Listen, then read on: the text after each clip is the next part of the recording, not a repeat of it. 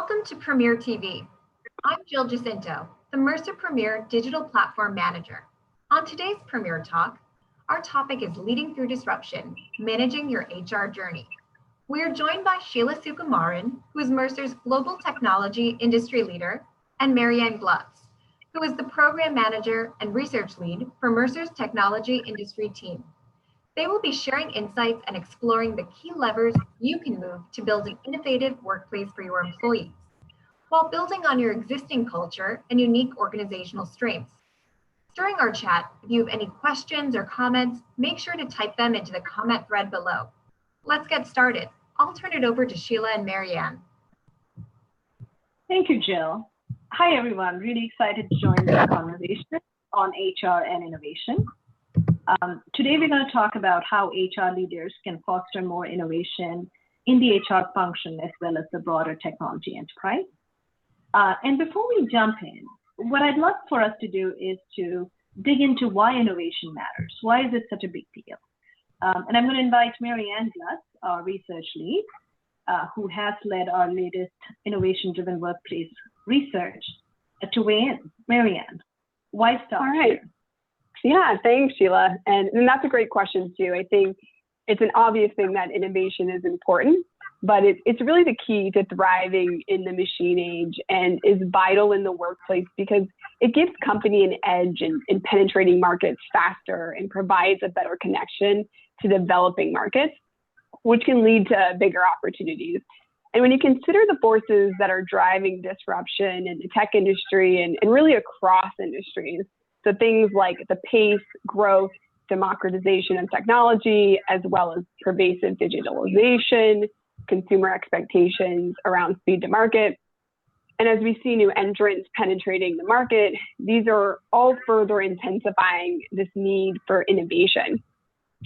So when we think about how these impact the workplace, it's safe to assume the way we work and the skills that matter in tomorrow's world of work will be different and require a bit of a mindset shift. So when a company has an innovative culture, it can grow and flourish easily despite the fact that the creative process isn't always that simple.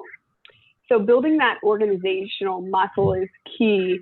And we also see articles all the time, again and again, that the highest performing companies in terms of revenue and customer satisfaction continue to prioritize innovation again and again. And you can see on the right-hand side of this slide, CB Insight's 2018 State of Innovation report outlined that high-performing companies are 5 times more likely to build a culture of innovation across every business function. They invest more in disruptive projects than low-performing companies. They have 2 times more effective idea generation than low-performing companies. So just to continue to kind of drive this point home, let's just talk a little bit too about what these companies do differently, and then I'll hand it back to Sheila. The fact is that disruptors, the most innovative companies, they do things really, really well, especially when it comes to building an innovation-driven workplace. So they're growing their business capabilities at a much faster rate than their peers through their continual product expansion and workforce increases. They have significant revenue growth, usually in the range of 20% year over year or higher, so pretty high there. They have the infrastructure in place to help innovation flourish. So meaning they have the resources, people, tools, and use their customers as a sounding board to continually improve and iterate. So they're also seen as the best place to work by their people because they encourage a fail-fast culture. They have a compelling value proposition to retain their people, and people enjoy their work. So if you aren't one of those companies, how can you get there, right? That's really the question and the crux of our research and this discussion. And that's the big question. And generally, our clients are focused on 2 aspects. So how do we be more innovative as a business function? And how do we enable our company to become more innovative? So I'd love to hand it over to you, Sheila, to talk a little bit about that and what HR's role is in driving innovation in the workplace. Right. Well, thank you, Marianne. That's a great setup. And I think the difference we see when we start to look at innovation-driven workplaces and the rest One key difference that comes through is in innovation-driven workplaces, HR operates as innovatively as any other business function. And so the boundaries between how HR defines itself and how the organization defines itself are pretty much blurred as compared to more conventional organizations where there are more clear boundaries around here's what HR does and here's what business does. And that's actually an important distinction as we go into trying to think about how can HR become more innovative, right? And a lot of it is about boundaries. A lot of it is about integration with the rest of the enterprise. So when we talk to our enterprise clients, and this is a big focus for many HR leaders, how can we help the organization become more innovative, but also how can we be more innovative? And there's a few underlying factors that come up over and over that I want to focus on. One key factor that we see a lot of press for is the disruption of the workforce. Older companies typically have a workforce that's grown up with a company, and they've reached a point where they recognize that this workforce has to reinvent itself, whether it's in terms of skills, whether it's in terms of ways of working, because there's more automation in the workplace than ever before. And the question then becomes, what can HR do? I'm going to take an example like talent strategy. One area where we see HR really doing innovative work is when they have stepped outside constraints that they have typically applied when it came to looking at talent. So looking at talent beyond the employee lens, how can you look at hiring non-employee talent and bringing them into the organization, whether it's in a purely short-term way as an on-demand workforce, or it is in terms of bringing someone in a lease-to-hire model. But it allows businesses to move faster, not wait longer term for talent to be brought on board. But HR is able to flex outside its conventional areas of looking at an employee first model. Organizations that are innovative typically have adopted that far better than other organizations where HR has felt more challenged to do that because their conventional focus has been employees. The other area that we see a challenge for HR to be more innovative is driving change. Many tech companies that have come out of the 20-year, 30-year bracket of existence have felt a lot of pressure over the last 5 to 10 years to become more digital, to go to the cloud, to actually have a lot more factors that create a distributed work environment than they have in the past. This requires a different culture. Another cultural focus has been, apart from flexibility, another focus has been around diversity and inclusion. How could you create a workplace that has more room for all kinds of people to come in and thrive? In order to do that, HR cannot singularly lead the charge. There has to be a shared ownership for change, and innovative companies have done a really good job of distributing that responsibility relative to organizations that are still struggling with some of this change. One way for HR to do that is to really identify the levers that HR owns, like training or incentives and performance management processes, but also identify elements of culture that the business, the leaders and people managers own, and identifying those into a full view and managing to that view instead of looking at purely elements like training or performance management processes, which decidedly are clear levers that HR can move, but they don't drive change single-handedly. You do need more partnerships. So managing stakeholders and having more of a shared distribution is another innovative element that we see in HR organizations that are driving change successfully.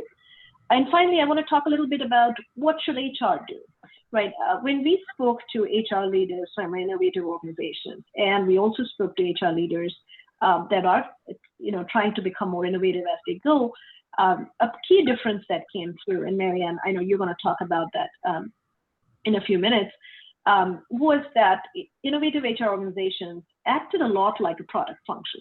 They looked at business problems, they tested them, they really took more of a beginner's mindset, and they were able to bootstrap some of these, solutioning and making sure that they brought in interns. So they didn't really try to resource it significantly. They tried to go in, understand the problem. A great example was an organization that was trying to create a more collaborative environment, and they decided to look at feedback processes and said, can we do a people analytics effort to see what are people getting feedback around? And because those are the behaviors that are being reinforced. And what are we learning from that? A very specific problem that you could put very few resources to. But then based on what you learn, you can then start to thinking about scale and solving it for the enterprise. That's important because traditional HR organizations tend to think about scale. They always look at what are the policy changes I need to drive across the organization, and then it becomes a really big undertaking. Innovative HR organizations don't really start at scale. They usually start with a single business problem and then scale it once they have nailed the problem. So that's another area to consider when you are building a more innovative HR organization. How could you bring more of a beginner's mindset and pick problems that are typical, they're nested within business functions, sometimes could be very unique, but how could you divert limited resources to solve it before you can start thinking of scaling? And there is really a lot of innovation hidden in those kinds of efforts. When we talk to clients about these elements, one response that I typically get is, I don't know how that's going to work in my organization, because we tend to be really consensus driven, and a lot of these small things are harder for me to drive. And I think that's a very real concern for a lot of HR leaders to say, what can I really do within my context or my culture? And the way we have started to help our clients think about it is look at it in terms of your innovation disposition, right? On the right-hand side, you have disruptors. These are the companies that Marianne just talked about. They have innovation in their DNA. They've grown up in the digital era. They tend to be a lot more nimble and a lot more diverse, just the way they've gotten started down that road. But as we move to the left of the spectrum, we see older tech firms start to come in. Accelerators are clients that have already started to reinvent themselves. You can see some of those changes happening in their product portfolios. Inside the organization, these companies have started to really attract a lot of innovative talent. Their HR challenges are different from those of disruptors because they have a legacy workforce. They have people who have grown up in the organization. They have an employee value proposition that has worked for them. So the innovation challenge for them is really how can they make the organization also work for the new workforce, because they have to attract the new workforce and make it worth their while. But the new workforce is likely to expect different things. One of the common areas we hear in tech is the new workforce is not looking for a long-term career. So when we look at where do you need to innovate, one of the areas to innovate is to look at what kind of career strategies do you build for a workforce that is not looking for a long-term career with the firm, but at the same time, you're able to build experiences that are both valuable to the company as well as the individual. So that's a big innovation challenge if you're an accelerator and HR. Also looking at how you can make sure that you can move faster. So agile HR is a big part of being an accelerator. And as you move leftward, we have companies who are pragmatists and optimizers. These are firms that are not quite innovative yet. They have innovation in pockets, but they are trying to mainstream innovation in the organization. There is a sense of urgency in these organizations. They do feel that they're falling behind. However, the organization is complex. Often they move much slower. They try to drive change by standing up innovation hubs. So they have a different kind of organizational complexity that they are solving for. And from an HR perspective, as you think about where do you start your innovation journey, some of the obvious ones are to look at the org design. You know, what are some of the structural barriers to people operating in a more agile and innovative way? Also considering the information systems. Companies who are on the optimizer and pragmatist side of the spectrum tend to usually have dated HR systems. They don't often have control on their data, which is really important if you're trying to drive change.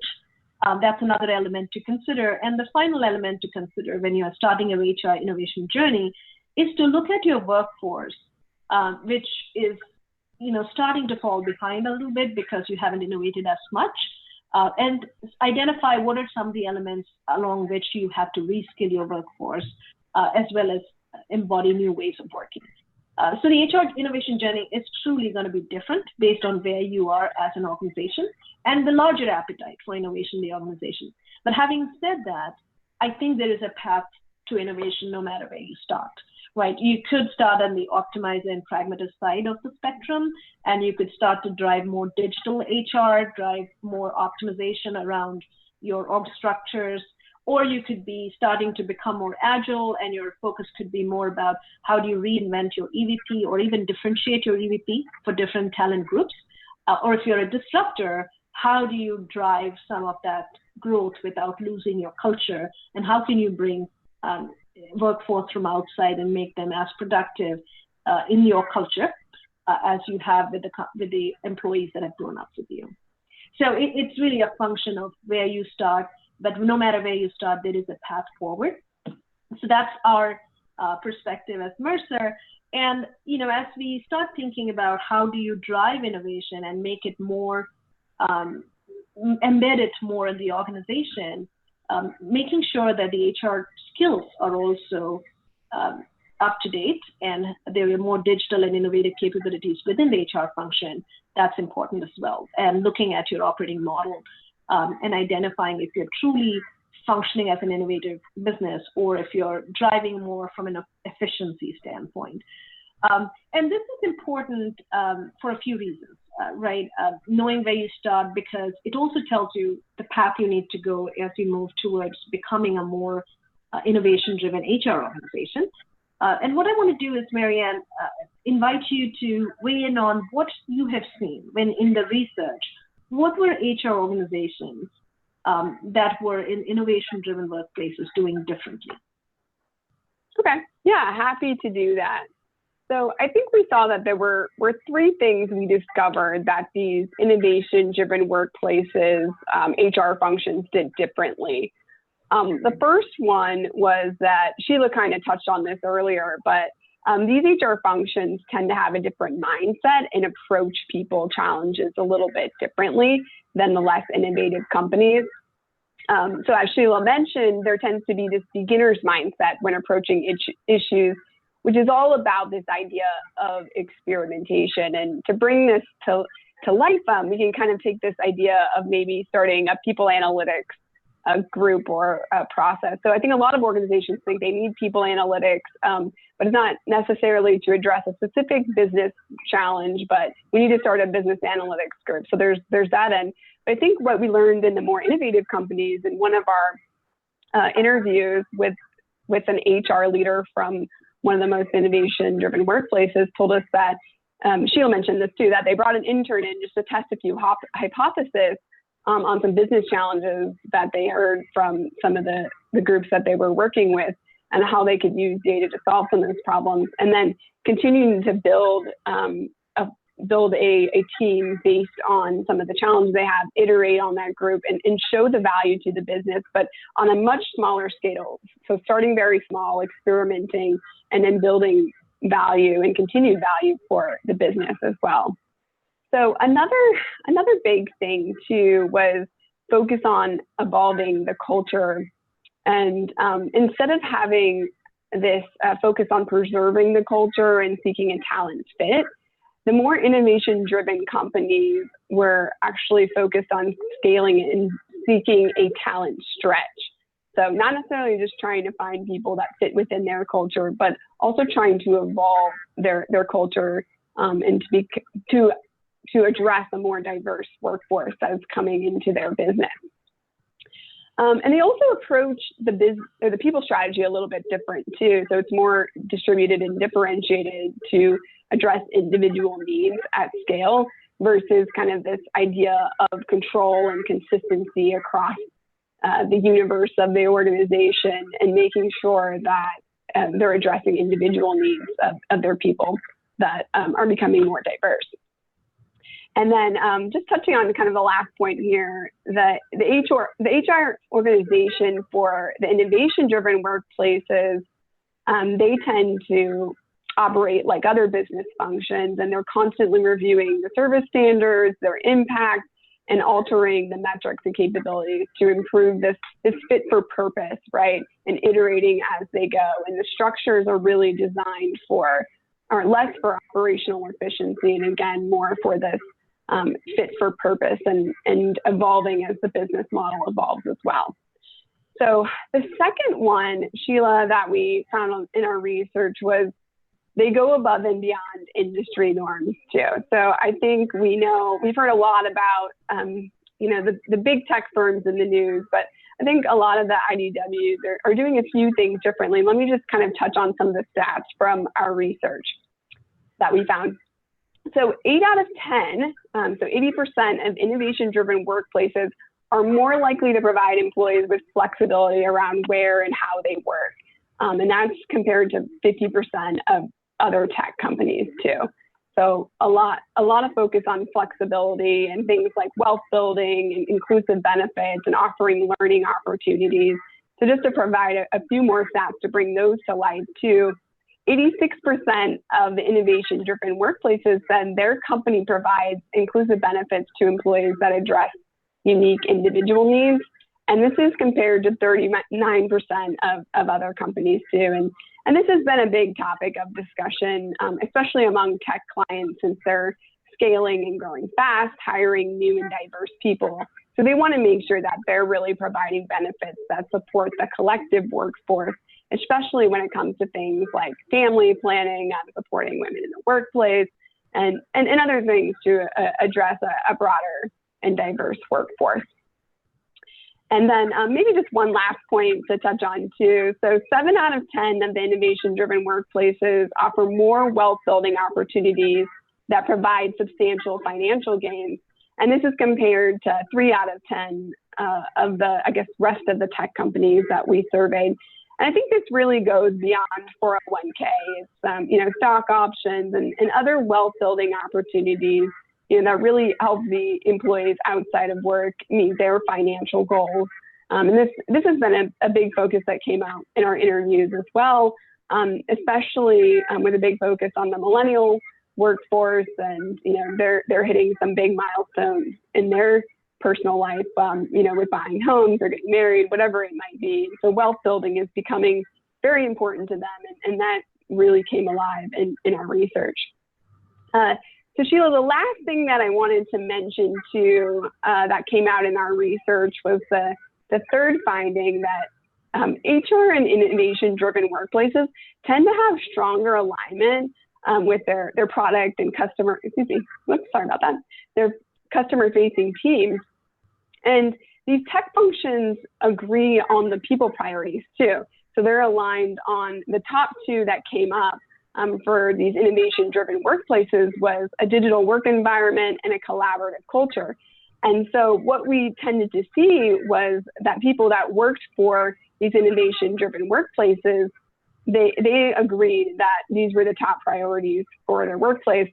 And there was broad alignment on, the third and fourth one as well. But I think the big takeaway here is that innovation-driven workplaces maybe care less about the rewards and rewarding employees, but really about building a culture around collaboration and making it easy for the employee to do their work, have access to data. And so those were really the big things that came to life in our survey. So I think those were the top 3 things that I would touch on, Sheila. Anything else that you would add? I think the last comment you made about digital work environment and collaborative culture, this really stood out for us, right? When we did our research, typically a lot of conversation within the HR fraternity tends to be about competency frameworks and rewards and making sure that employees are trained and employees are ready to do work and they're rewarded. And we did test all those in our research. But it was interesting that what rose to the surface as a priority for both business functions as well as HR functions in innovation-driven workplaces, they were really these elements, having a digital work environment, which to a great extent delivers some of the tenets of the culture you're trying to build, whether it's transparency or collaboration, far easier to do that, right, with a digital workplace than if you didn't have a digital workplace. And it also cuts through silos. So that's such an important part of building an innovation-driven workplace. And the second element was collaborative culture.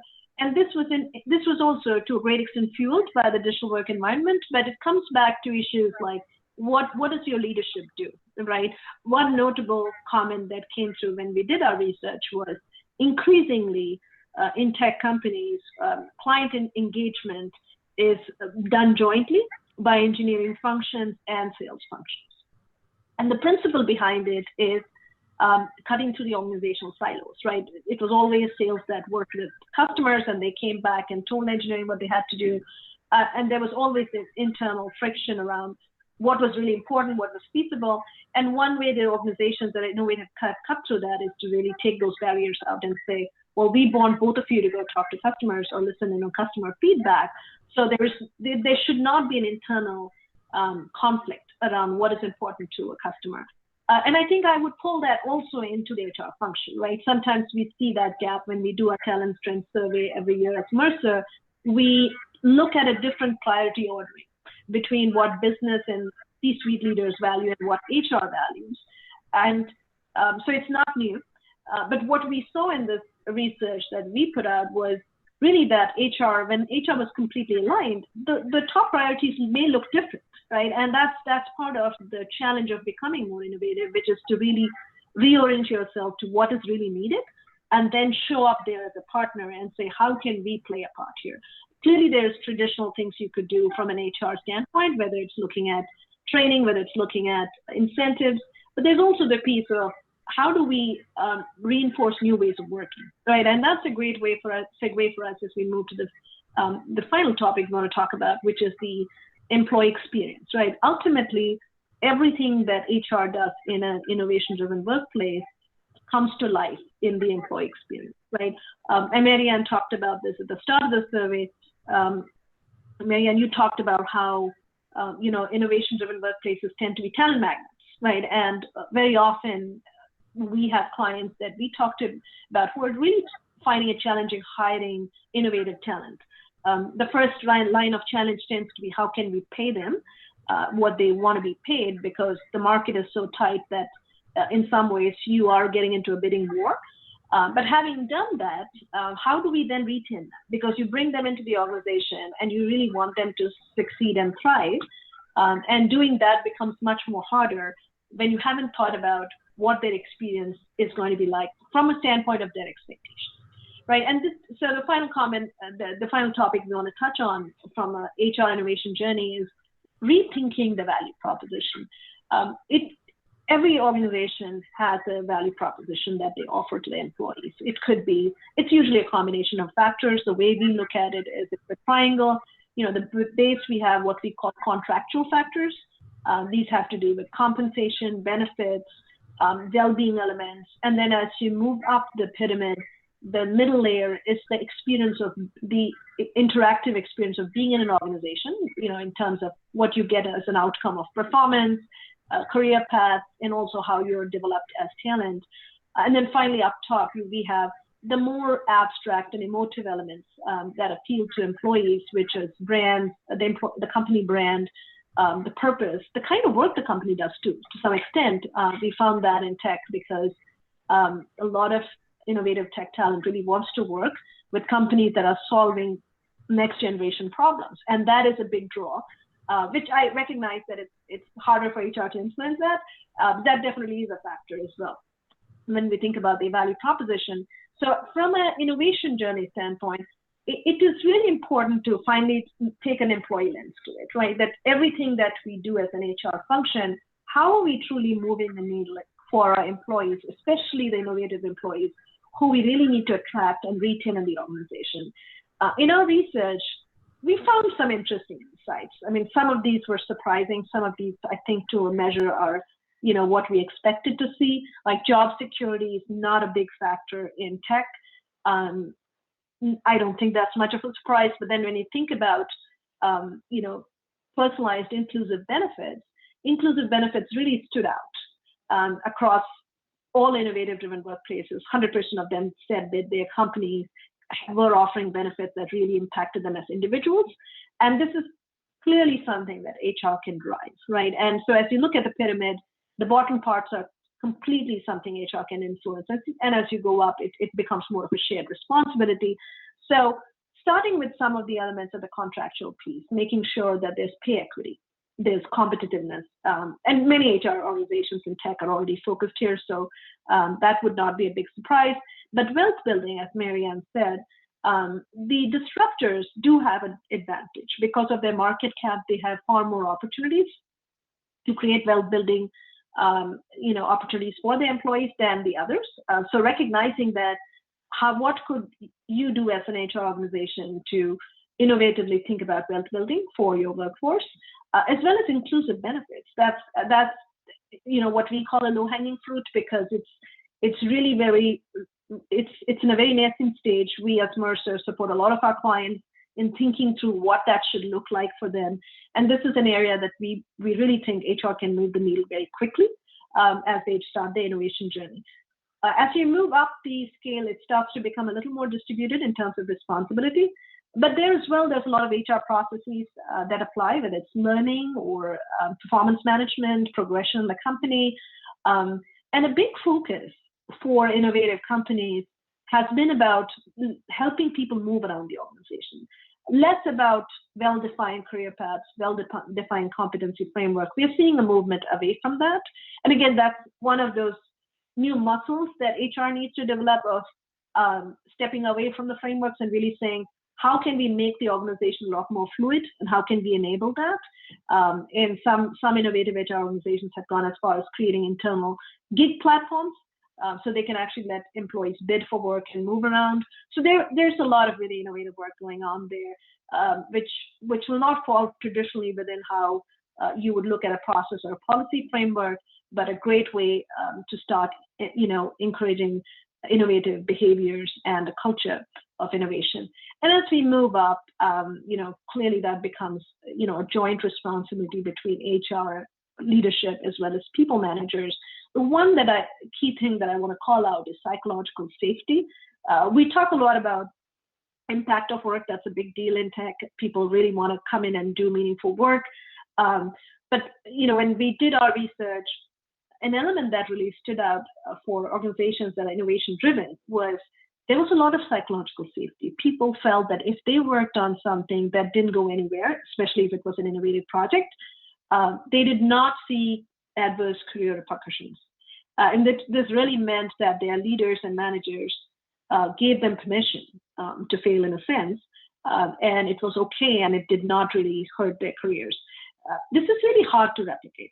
And I think it's an important insight that I want to share with HR leaders and business leaders who see this, our live stream at some point, because this is an area that truly an organization has to differentiate itself culturally.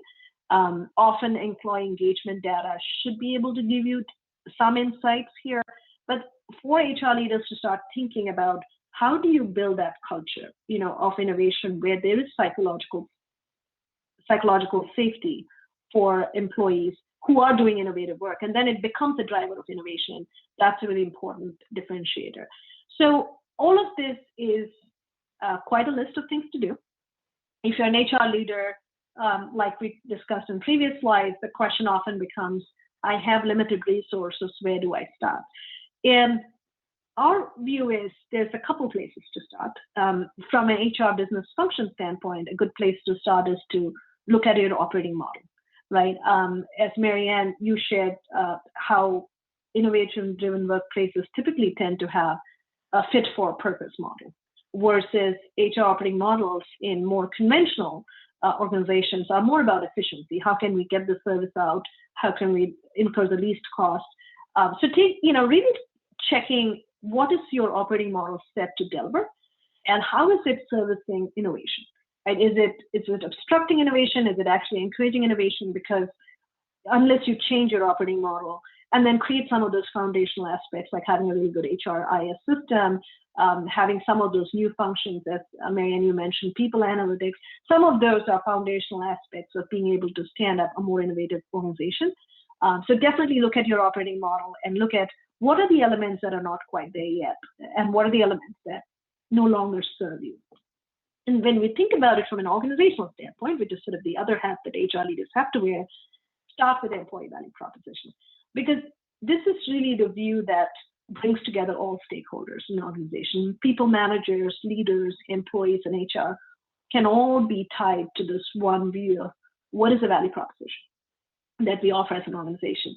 So this is where we would like to spend a lot of our time as well. Excuse me. And as we move into 2019, we're going to spend a lot of our time researching how organizations can stand up differentiated EVPs, recognizing that they do have EVPs that make sense for their legacy workforce, but how could you do this, excuse me, for the innovative talent as well? So with that, we'll wrap up our session today. We do want to hear from you in terms of how you found this session. What would you like to dig into? And we will tee up an EVP session in Q1, where we can share what we've learned from our research with innovative driven workplaces. With that, I'd like to say thank you. And Jill? Thank you. That is all the time we have for today. And thank you, Sheila and Marianne. I appreciate you sharing your expertise and joining us today.